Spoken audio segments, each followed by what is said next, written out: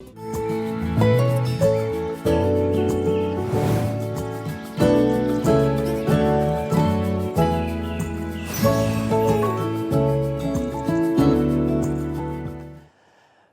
है कृषि एक्सप्रेस का, एक ऐसा प्रयास जो ज़मीन से जुड़ने के लिए या इंसान की जो सबसे बड़ी ज़रूरत है, हम उगाते क्या हैं, हम खाएंगे कैसे, हम कुदरत के साथ कैसे जुड़े हुए हैं, उसको समझने का एक प्रयास है। खेती किसानी को आमतौर पर माना जाता है बहुत मेहनत का काम, होता भी है, लेकिन इसके साथ ही साथ इसमें किस तरीके से आप बहुत संपन्नता देखते हैं या फिर सही तरीके से आगे बढ़ें, इनोवेशन का इस्तेमाल करें तो आप कितनी समृद्धि देखते हैं, जैसी कई कहानियां हमने कृषि एक्सप्रेस के ज़रिए आपके सामने अभी तक रखी हैं। साथ ही साथ हम कोशिश करते हैं कुछ ऐसे एक्सपर्ट से बात करने की जो आपको बताएं कि कृषि के क्षेत्र में किस तरह के वैज्ञानिक प्रयोग हो रहे हैं। और सच पूछिए तो कृषि इतनी प्राचीन हमारी एक पद्धति रही है कि इसमें नई खोजों से ज़्यादा ज़रूरी है कि अपनी जड़ों की तरफ लौटें। उदाहरण के लिए मिट्टी बहुत महत्वपूर्ण होती है और मिट्टी का मूल्य एक किसान समझता है, लेकिन इसी मिट्टी को जब आप धीरे धीरे ख़त्म कर देते हैं तो परेशानी का सबब हो जाता है, क्योंकि इसी मिट्टी से पैदा होना है जो कुछ। इस मिट्टी के बारे में आज ज़रा गहराई से बात की जाएगी। मिट्टी में जीवन होता है, किस तरीके से मिट्टी का ये जीवन बरकरार रखने के प्रयास किए जाने चाहिए, क्या कुछ किया जा सकता है, इस पर हम जाने माने कृषि वैज्ञानिक विनोद कुमार सचान जी से बात करेंगे। उनका अनोखा मॉडल है और ये किसानों के लिए वरदान साबित हो रहा है। नौकरी छोड़कर दूर दराज गाँव में प्राकृतिक खेती की तरफ इनके कदम बढ़ रहे हैं। इनके मॉडल को अपनाकर किसान न सिर्फ कर्ज मुक्त हो रहे हैं, बल्कि इनकी धरती भी केमिकल फ्री हो रही है। ये सबसे बड़ी ज़रूरत है आज के समय की। सिर्फ एक छोटी सी कोशिश, एक छोटी सी पहल ने देश के हज़ारों किसानों को खुशहाल बना दिया। वो न सिर्फ किसानों को ये बताने में जुटे हैं कि कैसे प्राकृतिक खेती निरोगी जीवन का आधार है, बल्कि उन्हें संजीवनी खाद बनाने, उसका प्रयोग करने के टिप्स भी दे रहे हैं। कृषि वैज्ञानिक विनोद कुमार सचान हमारे साथ अगले आधे घंटे तक बने रहेंगे। कृषि एक्सप्रेस में उनसे बातचीत करेंगे, लेकिन उससे पहले एक छोटी सी रिपोर्ट देखिए उनके काम पर। प्राकृतिक खेती की ओर बढ़ते कदम। तो जो ऊपर आ गए हैं उनको तो मैंने पिक कर लिया। 80% किसानों को मिलेगा लाभ। देश में कृषि को बढ़ावा देने के नाम पर काफी समय से इस्तेमाल हो रहे केमिकल से धरती अब अपनी उर्वरा शक्ति खोने लगी है। अब प्राकृतिक खेती एक बड़ा विकल्प बनकर उभर रही है। गाय को अलग रूप में मैं तभी देख पाऊंगा जब गाय को मां माना जाएगा। गाय प्राकृतिक खेती से सबसे ज्यादा देश के 80% छोटे किसानों को लाभ होगा। धरती माता की सामर्थ्य बढ़ जाएगी और सब कुछ अपने आप होने लगेगा। प्राकृतिक खेती में लागत कम होती है और मुनाफा भी ज्यादा होता है। किसानों को कर्ज से मुक्ति मिले, किसानों का सिर्फ मुनाफा हो और धरती केमिकल फ्री हो, इसका बीड़ा उठाया है विनोद कुमार सचान ने। मैं गांव में पैदा हुआ तो इसलिए मुझे खेती में बहुत रुचि, चूंकि गांव में पिताजी के साथ खेती किया। फिर मैं सौभाग्य से एग्रीकल्चर में पढ़ा, स्नातक हो गया। फिर मेरी एग्रीकल्चर में जॉब लग गई, तो एग्रीकल्चर में तो रुचि मुझे इसे। रही बात प्राकृतिक खेती या जैविक खेती में काम करने की, शोध करने की, तो वो जो किसान आज फंसा हुआ है केमिकल फर्टिलाइजर और पेस्टिसाइड के चक्कर में, जिसके कारण उसकी कमर टूट गई है और बहुत मेहनत करने के बाद, बहुत ज़्यादा पैदा करने के बाद भी उसके हाथ कुछ लगता नहीं, कर्ज में डूबा है। तो मेरे मन में एक ही ख्याल आया कि किसान को कर्ज से कैसे मुक्ति दिलाई जाए। खेती की जमीन में ह्यूमस की मात्रा कम है, धरती का जल स्तर कम हो गया है, जंगलों की कमी है, तितलियां, मधुमक्खियां और अन्य कीट खत्म हो रहे हैं। केचुआ नहीं, मेढक नहीं, तो अच्छी खेती की उम्मीद भी ना के बराबर है। सॉइल में मैंने डाला अगर ये जीवामृत, तो सॉइल बोर्न डिजीज को तो मैंने वहां कंट्रोल कर दिया। कृषि वैज्ञानिक विनोद कुमार सचान की नई मॉडलिंग तकनीक को अपनाना एकमात्र विकल्प बनता जा रहा है। जिस जमीन में हम खेती करते हैं इसमें ह्यूमस की मात्रा 1% से अधिक होनी चाहिए, लेकिन आज गिर करके 0.3 रह गई है। हमारे देश की भूमियों में वाटर लेवल जो है 30, 40, 50 फुट पर होना चाहिए, जो 150, 200, 250, 500 फुट तक पहुंच गया है। धरती के ऊपर जो है 25-30% एरिया में वृक्षों से ढका होना चाहिए, यानी जंगल होना चाहिए, जो 0.7% बचा है। पानी 5% एरिया में सरफेस वाटर होना चाहिए, जो 0.7% में बचा है। चिड़िया नहीं, तितली नहीं, मधुमक्खी नहीं, केचुआ नहीं, मेढक नहीं, यानी लगभग हमने आधुनिक कृषि तकनीकों को अपना करके लगभग बायोडाइवर्सिटी को नष्ट कर दिया है। भूमि के प्राकृतिक स्वरूप में भी बदलाव हो रहे हैं, जो किसानों के लिए काफी नुकसानदायक है। बनता है और जीवामृत जो है 72 घंटे में बनता है। रासायनिक कीटनाशकों के प्रयोग से जल प्रदूषण, वायु प्रदूषण दिन प्रतिदिन बढ़ रहा है। बायोडाइवर्सिटी को, धरती माता की कोख को उर्वर बनाने की दिशा में आगे नहीं बढ़ेंगे तब तक हम यूं ही फंसे रहेंगे और बीमार बने रहेंगे। मैं एक ही प्रयास करता हूं कि किसान भाई इस सच्चाई को समझें।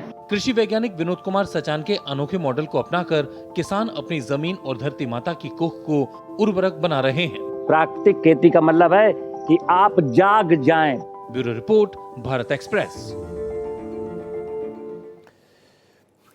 और सचान साहब लोगों को जगा या किसानों को जगाने का प्रयास इसलिए कर रहे हैं क्योंकि रासायनिक खादों का इस्तेमाल बहुत बढ़ता चला गया।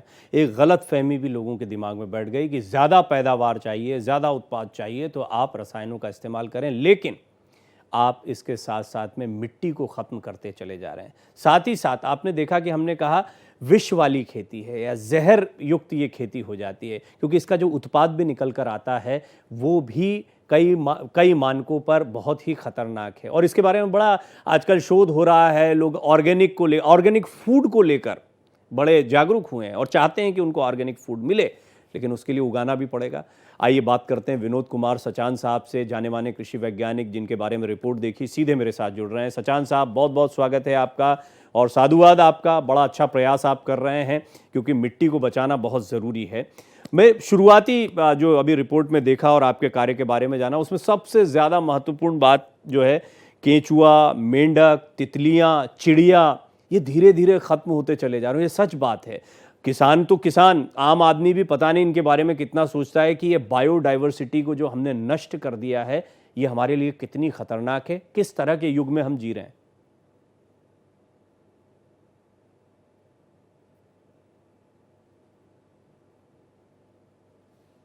सचान साहब, आप सुन पा रहे जी? हाँ, सुन रहा हूँ। तो पहले तो मुझे इस चिंता के बारे में बताएं कि क्या सचमुच में इसको सुनकर जो डर लगता है कि ये सब चीजें खत्म हो रही हैं, इसका क्या इम्पैक्ट हम पर पड़ रहा है, हमारे जनजीवन पर पड़ रहा है? देखिए कि मानव का जो जीवन है वो प्रकृति की व्यवस्था पर आधारित है और अच्छे जीवन के लिए हमें प्रकृति को जिंदा रखना बहुत जरूरी है। आज की जो मैकेनाइज्ड कृषि है उसके मैकेनाइज्ड और रासायनिक कृषि के कारण जो हमारी प्रकृति का परिवेश है वो बहुत दूषित होता चला जा रहा है। मैंने आपको बताया कि जो मिट्टी है, मिट्टी में जीवांश कार्बन बहुत कम बचा है और मिट्टी के नीचे का जो सॉइल के नीचे का भूगर्भ जल स्तर है वो भी बहुत नीचे चला जा रहा है। चिड़ियाँ, तितलियाँ, मधुमक्खियाँ, मेंढक, केंचुआ सब कुछ नष्ट हो गया और मनुष्य भी बीमार होकर के अस्पताल की शरण में पहुंच गया। प्राकृतिक खेती इसलिए भी जरूरी है क्योंकि अगर हम लोग आज प्राकृतिक खेती की ओर नहीं लौटे, यानी प्राकृतिक खेती की जब बात करते हैं तो सीधा सीधा है कि प्रकृति के वैभव को ठीक करना। आज की तारीख में जो प्राकृतिक खेती और जैविक खेती के लिए लोग बातें करते हैं या बहुत सारे सोशल मीडिया में लोग किसानों को मोटिवेट करते हैं, उसमें देखा गया है कि हम प्राकृतिक खेती की बात कम बल्कि अपने लाभ की बात ज़्यादा करते हैं, यानी कि किसान को कोई ना कोई निवेश बेचना चाहता। मेरा अपना मानना है कि किसान को खेती में अपने दिमाग का निवेश करना, और जब दिमाग के निवेश की बात करते हैं तो एक ही चीज आती है कि हम जिस प्रकृति की व्यवस्था में रहते हैं उसकी व्यवस्था है क्या। तो सब लोग जानते हैं कि जब प्रकृति की बात आती है तो छित जल पावक गगन समीरा पंच तत्व मिल बना शरीरा। धरती, पानी, हवा, आकाश, अग्नि ये बेसिक पंच महाभूत हैं। फिर इन बेसिक पंच महाभूत के द्वारा इस संसार में, इस पृथ्वी पर, भूमंडल पर नाना प्रकार की वनस्पतियों की रचना हुई और नाना प्रकार के जीव जंतुओं की रचना हुई। विज्ञान की माने तो सॉइल साइंस में लिखा गया है, मृदा विज्ञान कहता है कि इस धरती की रचना में करोड़ों साल लगे। अब जब करोड़ों साल लगे इस उर्वर भूमि को बनने में, तो इस भूमि को बनाया किसने? इस भूमि को बनाया नाना प्रकार की घासों ने और नाना प्रकार के छोटे छोटे जीवों ने। जिन जीवों ने, जिन ग्रासेस ने, वनस्पतियों ने इस धरती को सजाया लाखों साल तक, करोड़ों साल तक, आज आधुनिक कृषि तकनीकी में हम उन्हीं चीजों, इंसेक्टिसाइड लेकर के उन जीवों को मारते हैं जिन्होंने धरती को बनाने में अपनी अहम भूमिका निभाई। वीडीसाइड लेकर के उन वनस्पतियों को मारना चाहते हैं जिन्होंने धरती के निर्माण में अपना योगदान दिया। और एक और चीज मैं कहूंगा कि हम मार किसी को नहीं पाए, मरने की कगार पर हम स्वयं पहुंच गए हैं। आज देश के किसानों की जो स्थिति है वो किसी से छुपी नहीं है जी। एक जमाने में 17वीं शताब्दी तक कहा जाता था भारत सोने की चिड़िया है, पुरोहित राष्ट्र है, और दुनिया की सबसे बड़ी अर्थव्यवस्था में भारत गिना जाता था।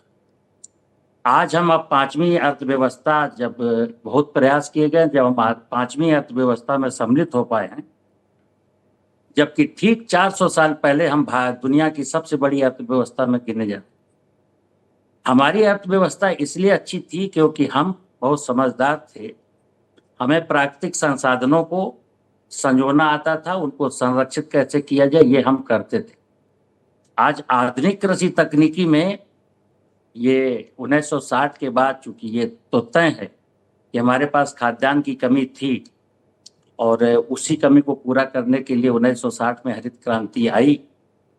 30 वर्ष का समय लगा। 1960 से ये सिलसिला प्रारंभ हुआ हरित क्रांति का, यानी खाद्यान्न उत्पादन बढ़ाने का, और 1990 में ये देश खाद्यान्न उत्पादन में आत्मनिर्भर हो गया था।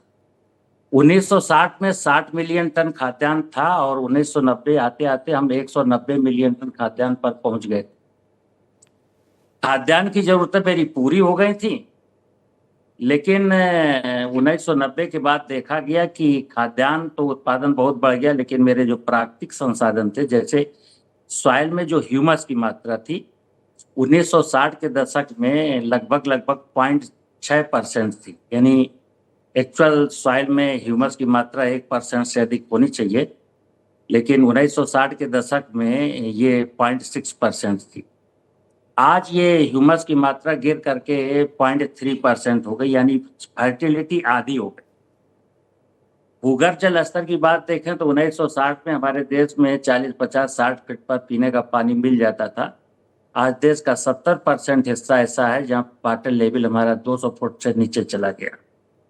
सरफेस वाटर के लिए गांव में जलाशय होते थे, वो जलाशय अब बिल्कुल खत्म हो चुके हैं जी। नदियां सूख चुकी हैं जी। बायोडाइवर्सिटी की जब बात करते हैं तो जंगल हमारा 1960 के दशक में 27% एरिया में फॉरेस्ट था मेरे भारतवर्ष। आप बड़ी महत्वपूर्ण बात बोल रहे हैं और ये इस चर्चा को मैं जारी रखूंगा। हालांकि मैं बड़ा गौर से सुन रहा था क्योंकि ये बड़ा चिंता का विषय है, सबको हमें सोचना चाहिए। हरित क्रांति एक समय पर हमारी मजबूरी थी, लेकिन उसके साथ में जिस तरह रासायनिक खादों का इस्तेमाल हुआ, हमने खाद्यान्न को तो बढ़ा लिया, लेकिन प्रकृति के साथ बड़ी छेड़छाड़ हो गई। खासतौर पर मिट्टी की गुणवत्ता, मिट्टी के जीवन को हमने पूरी तरह से नष्ट कर दिया। अब चुनौती ये है कि हम कैसे इन दोनों चीज़ों को बरकरार, यानी खाद्यान्न का भंडारण भी हमारा चलता रहे और साथ ही साथ मिट्टी की सेहत एक तो बिगड़े नहीं, दूसरा जो बिगाड़ कर दिया उसको सुधारा जाए। इसके लिए सचान साहब क्या करना चाहिए, क्या किया जा रहा है और वर्तमान के प्रयासों से आप कितने संतुष्ट हैं? आप जो प्रयास कर रहे हैं, मैंने देखा कि अभी आप किस तरह से सिखा भी रहे थे, किसानों को ट्रेनिंग भी दे रहे थे, तो ये कितना पहुंच पा रहा है? देखिए, ये जो मिट्टी है, सॉइल, खेती का संपूर्ण दारो मदार, मैंने बोला कि कोई भी फसल उगाएंगे, चाहे हम खाद्यान्न फसलें लें, दलहनी लें, तिलहनी लें, फ्रूट्स क्रॉप लें, वेजिटेबल क्रॉप्स लें, अल्टीमेटली हम कोई भी बीज बोते हैं तो सॉइल में ही बोते हैं।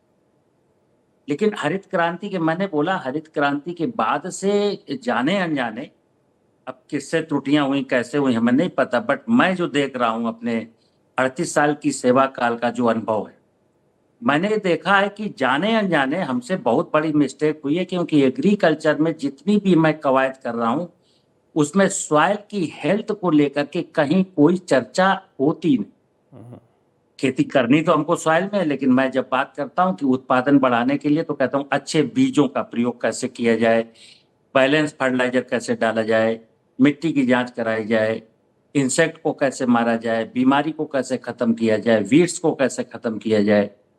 यानी जो मैं देखता हूँ तो मुझे एक चीज लगती है कि रियलिटी ये है कि हमें मिट्टी की सेहत की चिंता नहीं है, अपने व्यापार की चिंता है। और किसान के साथ भी क्या है कि वो भी बेचारा, क्योंकि हम लोग वैज्ञानिक हैं और वैज्ञानिक जो कहता है उसकी नज़र में ऐसा लगता है कि ये तो वैज्ञानिक है, ये जो बोल रहे होंगे सही बोल रहे होंगे, जी। तो हमारी बात वो मानता है।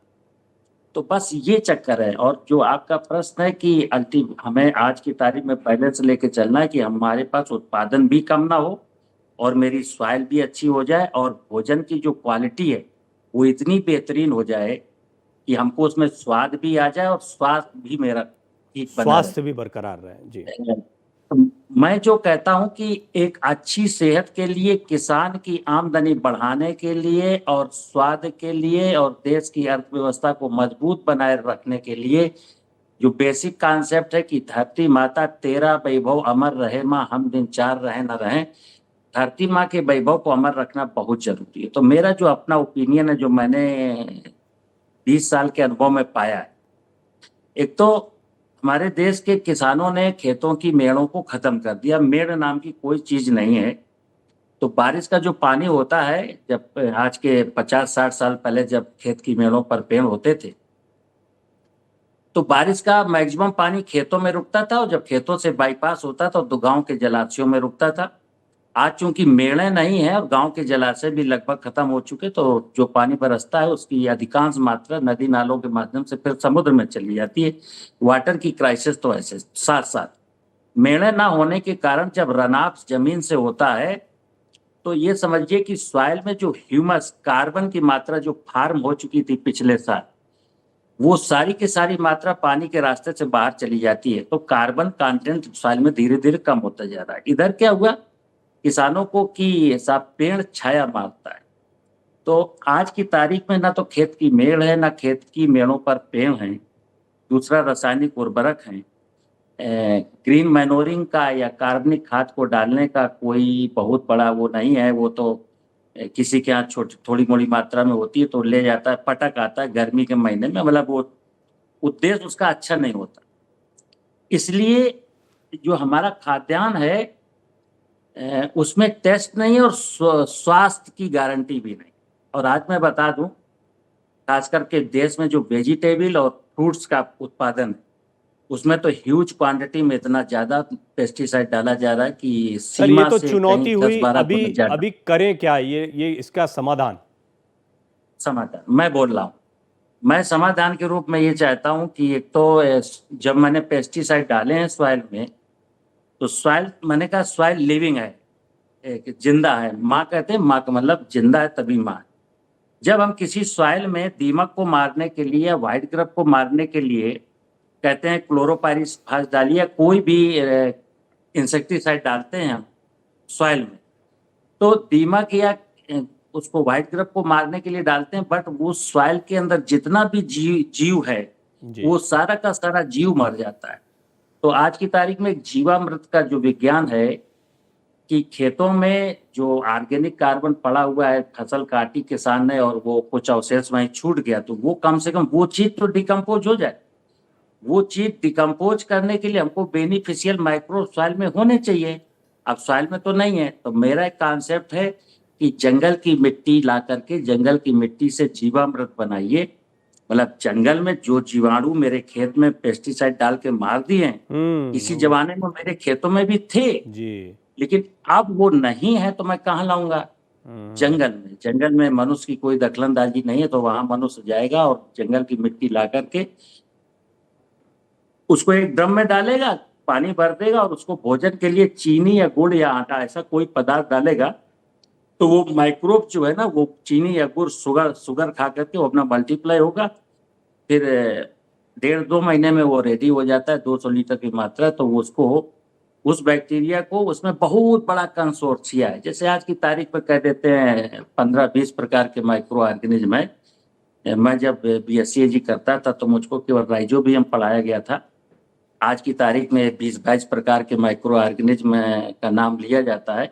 मेरा मानना है कि इस नेचर में हजारों लाखों प्रकार की स्पीसीज माइक्रोब्स की अभी ऐसी हैं जो आइडेंटिफाइड नहीं हो पाएंगी। तो हम पूरी की पूरी प्रकृति की माया को उठा करके संवर्धन करके खेत में सचान क्यों ना सर, लॉन्च करें? आप एक कृषि वैज्ञानिक हैं, आप विज्ञान की भाषा समझते हैं, लेकिन आपने जो बताया वो मुझे लगा कि बहुत ही आसान तरीका है। तो फिर ऐसे में मेरा एक सवाल, और क्योंकि अब हम अंतिम दौर में जा रहे हैं चर्चा के, तो मैं चाहूंगा काम की बातें बहुत फटाफट आ जाएं दर्शकों के, किसान भाइयों के पास। ये चीज़ इतनी आसान होकर बहुत ज़्यादा लोकप्रिय क्यों नहीं है? और क्या आपको लगता है कि ये पर्याय है रासायनिक खादों का, इसके बावजूद रासायनिक खादों की तरफ क्यों भागते हैं? देखिए, हमने बोला कि जिस सॉइल में ह्यूमस 1% होना चाहिए, अगर वहाँ 3.3% रह जाएगा तो रासायनिक खादों की जरूरत पड़ेगी। मैं जो जीवामृत की बात बताता हूँ, मैं किसानों को, जो मेरे साथ 2.5-3 लाख किसान देश के जुड़े हैं, सिर्फ इसलिए जुड़े हैं कि उनको ऐसा लगता है कि विनोद कुमार सचान कोई भी चीज बेचने की बात ही नहीं करता, ये केवल उस सत्य की बात करता है जो एडॉप्ट किया जा सकता है। तो मेरे 3 चीजें मैं कहता हूँ। मित्र, पहले तो खेत की मेड़ बना लीजिए और खेत की मेड़ पर पेड़ लगा लीजिए। उसके बाद जीवामृत जंगल की मिट्टी ले आइए, जिनके पास जंगल हो, जंगल की मिट्टी ला करके जीवामृत बना ले, या मेरे यहाँ से मदर कल्चर, झांसी में इतना मदर कल्चर मेरे पास 20-25 हजार लीटर है, और हर रोज किसान यहाँ आते हैं 1-2 और वो ले जाते हैं। बहुत सारे 1000-2000 किसान यहाँ से भी ले गए, कुछ जंगल की मिट्टी से लाए।